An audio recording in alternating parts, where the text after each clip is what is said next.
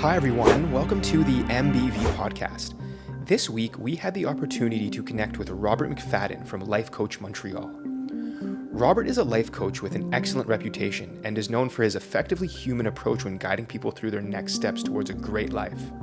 Robert is an amazing storyteller who uses humor as a creative way to communicate and resonate his most important messages and philosophies. In this conversation, Robert helps us explore the power of focus, why focus is such a crucial aspect of living a great life, and how we can practice simple mindfulness techniques when going about our daily routines. Let's get into the interview. What I've been fascinated by in terms of meditation is the some of the surprising benefits, like the physical benefits, and how applying focus makes you feel, and being able to approach life with a little bit more energy and these kind of things. But you mentioned being able to create a space where you're actually being able to gain a new perspective on some of the situations in your life. Can you talk a little bit about that, about the focus involved in mindfulness in terms of how you describe it? Yeah. Okay. So to be able to it's, when you think in meditation, this idea of being able to step back and observe yourself, it's something we do that we can do, and that happens in a situation, particularly where there's some stress of some sort. But basically, so what we talk about is that when they have that moment of awareness of, oh, look at me, I'm going down this path. If they can take that, if they see that as an opportunity to make a decision, either I just continue on with that, and I know how to do with that. It's a very, very quick ride. If I decide I'm going to do that, I can do that, or I can respond differently. The challenge is to be able to have a different response in your back pocket right away to be able to deal with it. If you don't, it's a very, very fast moment, and it's, oh, now I'm doing it, and I'm off, right? Yeah. But if you have something else to be able to go to, even if it's just something like to have a set phrase, I'm starting to get upset right now. I need to take a break. In terms of focus, practicing mindfulness is a great way to practice focus. But Does that always, stepping into the world where there's a lot more going on, and there's a lot more emotions involved, a lot more reactions involved, it's not as easy to when you're getting stimulated, right? To notice these things. So how does that mindfulness get translated into real life situations? It brings to mind a fellow I worked with a couple of years ago who, when I asked him if he'd ever meditated before, and he said no, and there was this kind of like light in his eye, like, oh, meditation. That's kind of interesting.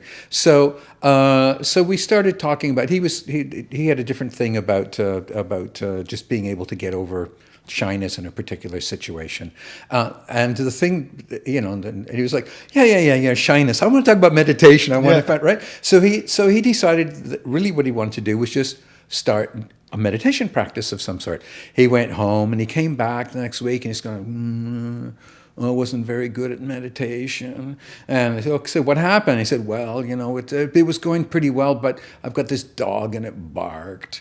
And then my neighbor was mowing the lawn. And I was like, oh, that's wonderful. Look at all those, you didn't just have to depend on having intrusive thoughts. You had some help from your dog and your neighbor. Some external factors. Like, oh, okay. Yeah, that's what this is about. This is about actually, encountering obstacles and being able to deal with them. He got very excited about that. Went back home and came back, feeling very, very, very good about things. Over time, he started, he got very intrigued with this idea of being able to add in more challenges. Bit at a time. Oh, it's too easy now. The dog's barking, the neighbors, I don't know, having a party in the background, but I can get over it. He ended up, he would get on to rush hour buses as a place to meditate because there was just so much going on there. There was like this constant challenge, and it just gave him, but he built up to it bit by bit, right? And I'm using that as an example of you can be doing the same thing with other types of meditations. Like everything that I'm talking about here, I just think of it as it's a different kind of meditation. Absolutely. It's a vacuuming meditation. Yeah. It's a dishwashing meditation. It's a walking the dog meditation. Yeah. It's a having a conversation with my boss meditation. You can For sure. you can build up bit by bit, And the same way that, you don't, on the first day of meditating, you don't go in with the idea of, now I'm going to meditate for 4 hours. First day you go into a gym, you don't say, now I'm going to lift 500 pounds with my, because it's not going to happen. One of the other challenges that people run into with doing a traditional meditation is they just don't make the time in their daily schedule, and it seems like a great idea, but where am I going to find the time to do it? And it's always, they get into bed like, I was going to try meditation today. Oh well, I'll go to. I'll do it now. Yeah, been right? there, absolutely. Right. If you decide that you want to apply this in some way, doing it with something like saying washing the dishes, or cooking or something. Those are the kind of places where people often will add in. Either they start doing it and they get into big conversations with themselves, and it's just like it's full, and they never for 1 second say, why don't I just make this into a meditation? Why don't I let those thoughts go? And I think of people who when they go to wash, and I'm just going to take the dishwashing thing, okay? Yep. So in order to do the dishwashing, they want to go get their iPhone because there's a podcast on there they want to listen to, or they're going to listen to the radio. This is a great time for me to multitask. This is a great time for me to, so we'll have the radio going. Maybe there's a TV going. Maybe there's somebody they're having a conversation with. It's like so many different things going on. And that's fine because that's what I'm going to do here, You can take something like that as, no, I'm going to strip away all those other things. And I've had a few people where, you talk about, no, you're not going to listen to, try this without listening to your podcast. And it's enough of a step out of their comfort zone. It's doable. To just focus on it's one not thing? like a life or death thing. If I absolutely have to listen. I absolutely have to listen to radio right this now. is what I always do. This is what I have to do, Yeah. right? And sometimes what happens with that too is that people listen to those things so that they don't have their internal dialogue going on. It's another way of getting away from their internal So it's just dialogue. replacing the. Yeah. It's just putting, it's like watching YouTube or going to a bar or something. It's like you're just stepping away from it. Yeah. Another way to deal with it is just to treat the situation as a meditation. Every situation. I wouldn't. You certainly don't want to start off trying to deal with every situation as a meditation. One of the things that, and maybe the most important thing with that is that it takes a bit of energy every time we catch ourselves and take ourselves back. That's a good point. Right? It's a little act of willpower that the longer we go on with it, the more challenging it gets. Someone who's doing, when you're meditating, the first couple of times it's like, hey, yeah, I got it, and you go back. And after a while, there's this kind of like, oh, how much time do I have left? Or there's this thing about wanting to get out of it. And if someone was to sort of, get up in the morning and say, I am just going to meditate all day long. It's all I'm going to do is just meditate. It's going to become more and more of a struggle because it requires that little shot of energy every time. That reservoir of willpower. Willpower requires glucose. Okay, yeah. It takes a push from us. At the very beginning when we were talking, I was I mentioned about being able to identify a goal from yourself that's like a magnet that just draws you towards it. It's a very, very, very. It doesn't require willpower to do it. It doesn't require energy from you. It just requires that it's something that's so interesting and attractive to you that you're going to continue on with it.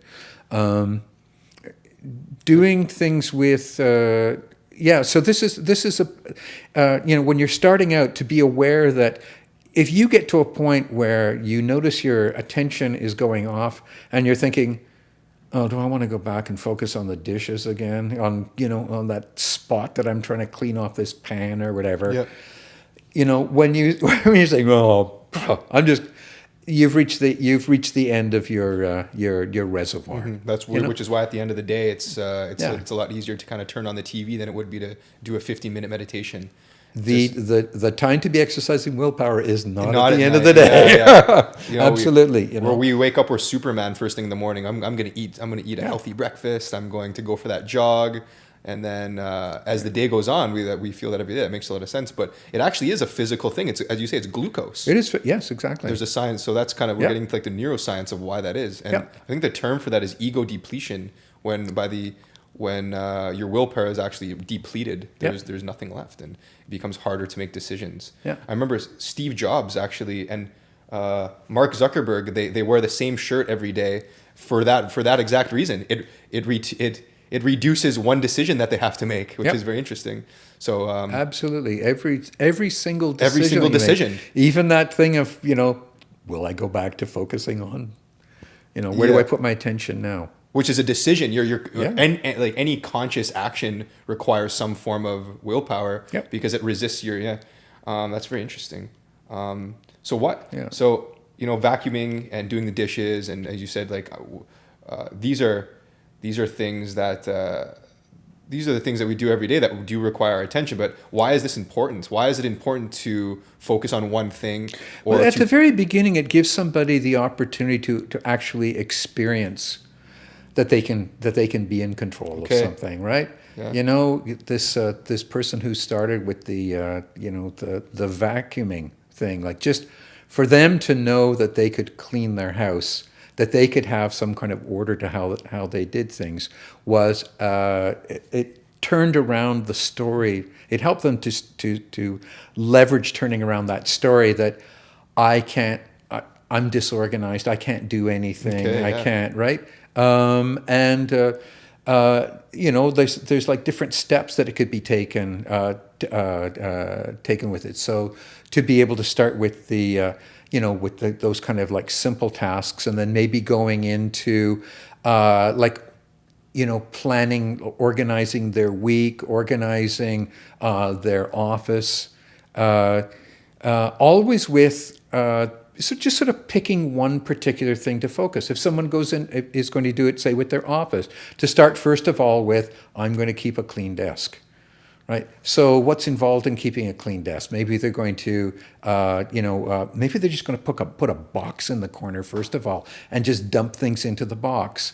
But they're going to work on having the clean desk, having the minimum distractions around them, and then actually following through with the task. It's just sort of like it's a fundamental skill, basically. And focus. if you can't focus, if your attention's constantly going all over the place, and whatever's in front of your nose, you're like a cat, just kind of like whack, whack. You're who knows where you're going to end up at the end of the day? How do you get anything done? Yeah.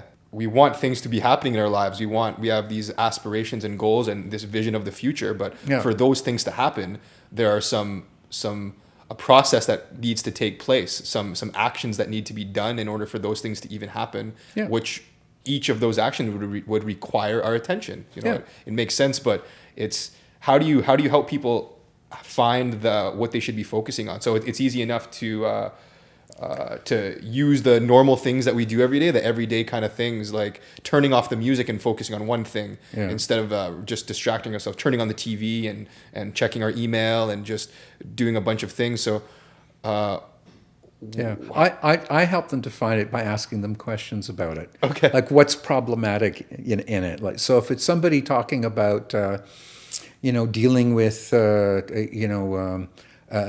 having a conversation with their boss, right? And, so where do you find the challenge is? And it can end up being something like, well, the boss is talking about something, and then surprise, surprise, they have a thought about something, right? So that and to be able to just apply that same thing there. My meditation is to be focused on my boss when they're speaking, and so noticing when some other back chat comes in, letting it go. It's about sort of being able to pick a particular specific thing that you can focus on, so you can measure it. Right? It's not. It wouldn't be something like. I'm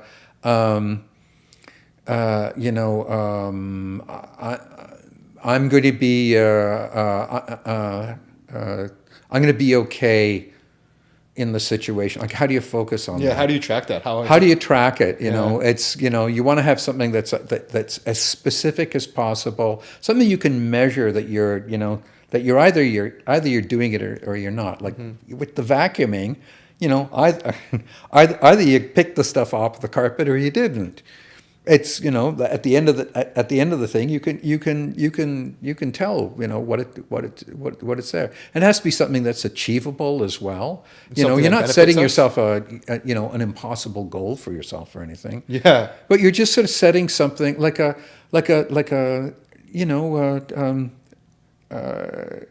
something that you can go to right away. Does that make sense? Yeah. Yeah. Yeah, but and it's. Yeah, it definitely makes sense. When we do end up getting distracted and we do end up getting overwhelmed, or if we're at work and we work with other people and this person, I don't get along with him, or it's a stressful day, where in those situations where it's easy to lose track of where I should be focusing my attention. Mm-hmm. And when emotions are getting involved in real life situations, especially when there's other people involved in relationships, for example, that point of focus obviously changes as our situations change. So how do we adapt? How can we use that focus to benefit us as situations change throughout our lives and even just throughout our day?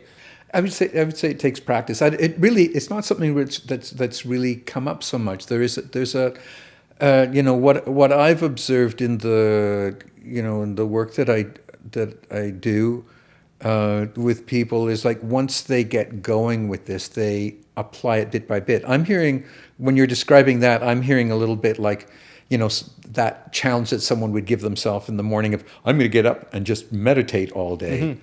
Or maybe, like even if you've got the particular focus you can be putting on, you're going to run out of energy. Mm-hmm. It's to be trying to go through your whole day like that. You're going to want to have a lot of snacks with you. You're and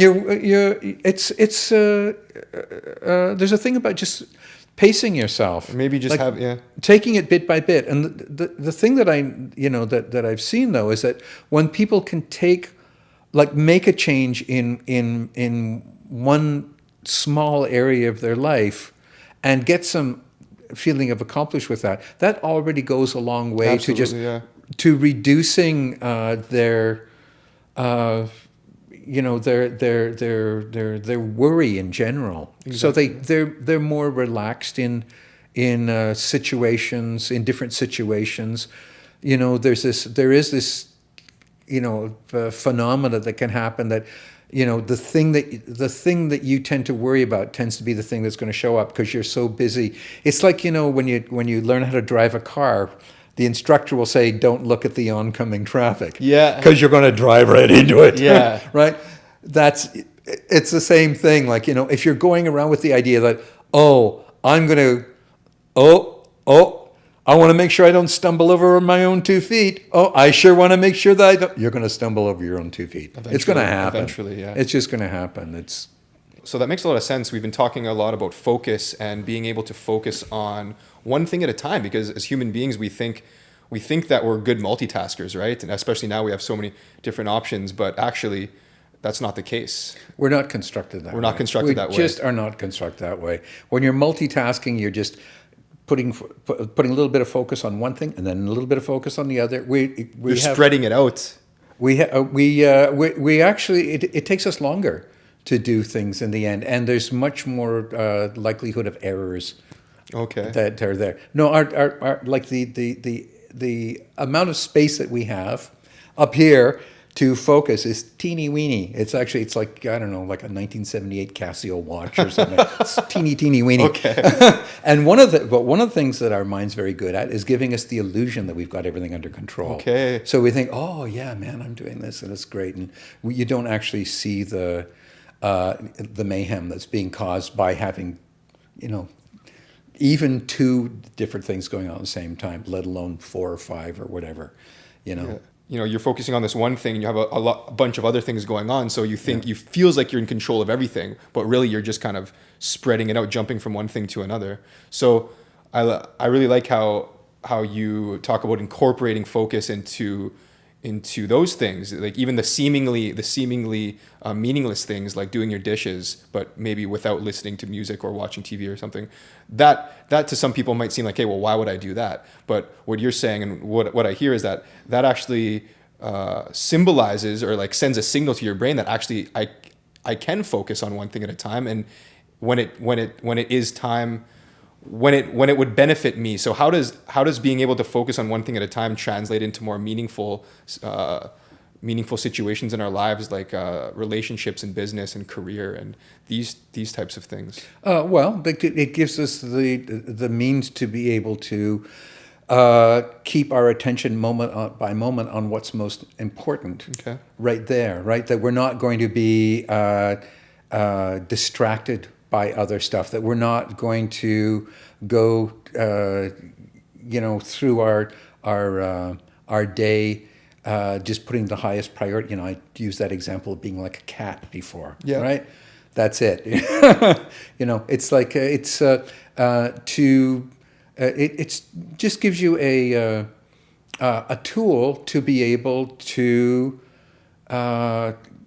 keep yourself on track. If you're going to have a conversation with somebody about something, chances are there's some purpose to the conversation. There's some, and I'm not talking about just like sitting around blowing the breeze with a friend or something, but in kind of situations where there's something you want to accomplish, to be able to walk away from it and not go, oh, I forgot to mention, can we get together again because I forgot to, actually talk about what we were supposed to talk about. Yeah. I think something important to mention as well is that it's not something that we want to be even trying to do all through the day. Mm-hmm. It's very, we are not designed to be constantly on in terms of our attention and focus and everything. We have habits. We have skills that we've built up that we can do things unconsciously. We go through a lot of our day depending on those things. Great point. And there is nothing that's necessarily beneficial about trying to control things all the time.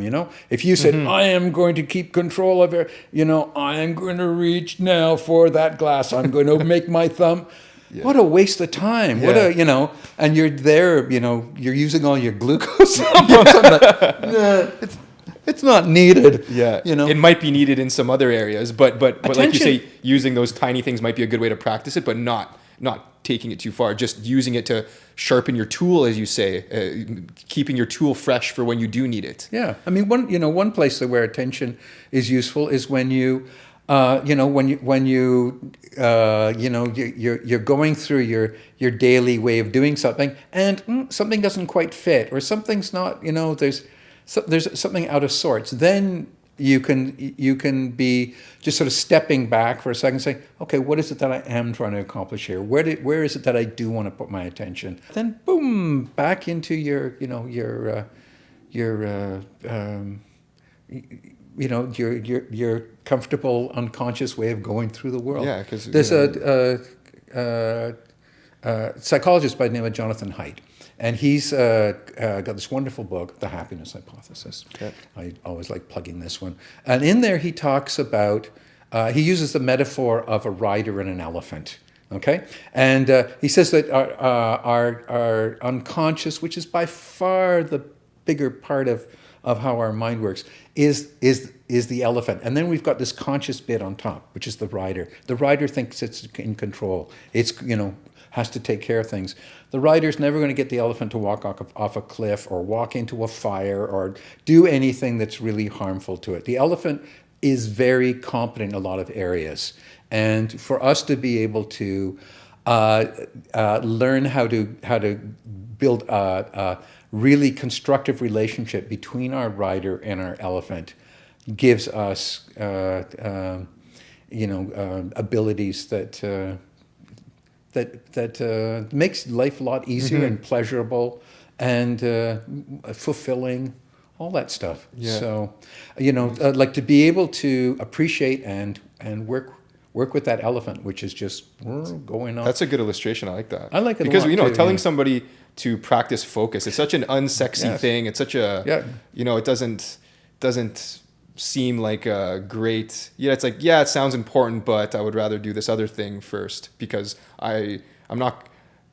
Practicing focus, it doesn't really seem that enticing, right? But actually, the benefits of being able to apply more focus just in certain areas of our life could actually mean some amazing things that might actually interest you if you were able to experience them firsthand. It could be difficult to figure out where we should be focusing our attention, like what we want out of life. So, like you said, it's not practical to just be focusing all the time on everything we're doing, but you're going to need that focus for some of the goals that you want to accomplish or some of the moves that you want to make in life. So how do you help people find out what those moves are, what they want to get out of life? It has to be something that is where the person can really see what the results are and that there's something that they want to do, that there's a lot of motivation behind progress. It. Again, it's like a magnet that's pulling them forward. Yeah. It's not, so saying, oh, well, I'll try and do that. I'll see if I can muster up the end. I mean, nothing's going to happen. It's easy to think and then harder to do, obviously, but it comes with having something at least to focus on, and that maybe it's not even the big goal, but it's the small things to at least start the process of being able to focus on something. But as long as it's a step in the right direction, right? Yeah. Well, and you can be using that focusing process to sort out what it is that you want to get to, and then once you've got that, you can. It's not like you have to keep focusing yourself back on all the time, but it does give you a place to be. At least it's maybe aiming for. It's literally a muscle, right? It's the cortex, the decision-making center of the brain, which is responsible for our focus. Just so happens to be the weakest part of our brain as well, due to it's the most recent evolutionary process. But and it has the thing too is it depends. It's so contextual. It's so because I wouldn't for a moment suggest that you want to spend all your time focusing on your goals for the future. Good point. You want to be able to give yourself some downtime. Like that's often part of the picture that we talk about to start off too is like, when is your downtime? When do you not have to be performing? When do you how do you replenish yourself? How do you what can you be doing to be able to I'm gonna relax right now. Yeah. And I'm gonna take this time to relax because I'm conscious enough to know that this is what I'm doing now. Yeah. I'm not just burning out and hitting the couch and sleeping for the whole afternoon because I'm gonna take the time, and that comes with a consciousness, being mindful of your situation.